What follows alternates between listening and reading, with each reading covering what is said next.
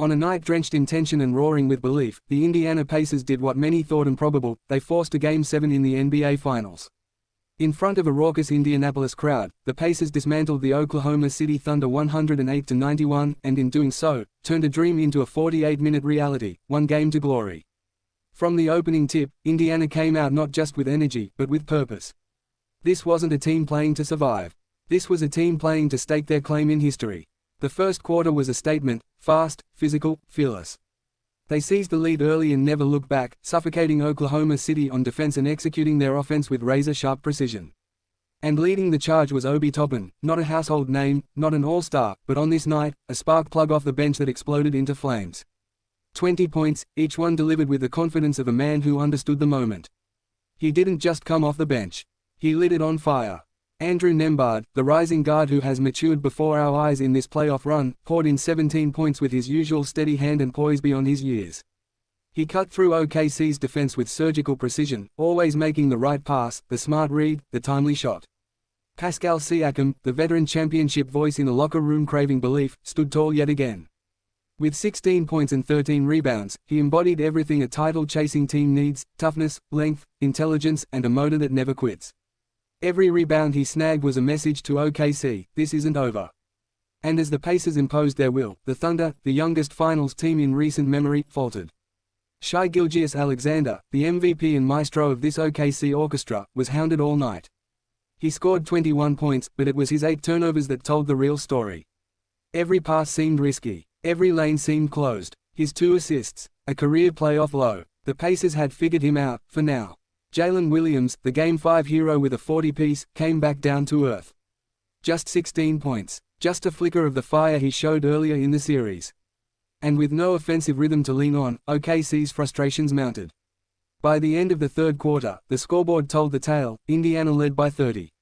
And Mark Daigneault, the Thunder's rising star coach, waved the white flag. He pulled his starters, opting not to fight a lost battle, but to regroup and reload for the war to come. Game 7.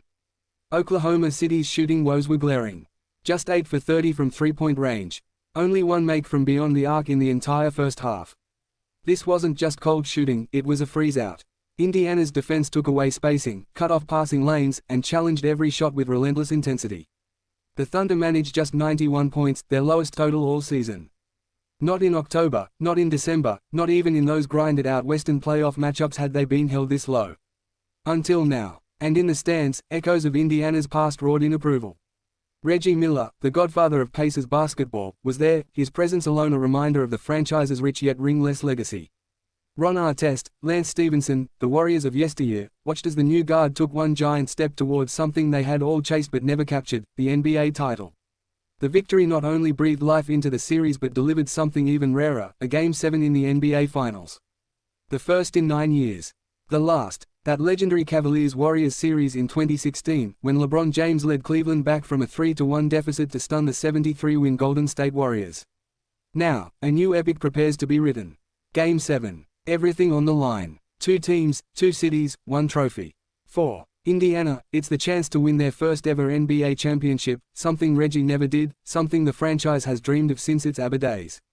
For Oklahoma City, it's a shot to launch a dynasty, to validate a rebuild that began with the departure of Westbrook and Harden and Durant, and now reaches its crescendo with Shai, Chet, and Jalen. But this night belonged to Indiana. This night belonged to the bench mob, to the grind, to a team that refused to be written off. It belonged to Rick Carlisle, the veteran coach who has weathered decades in the league, finally standing on the brink of delivering history to a hungry fanbase.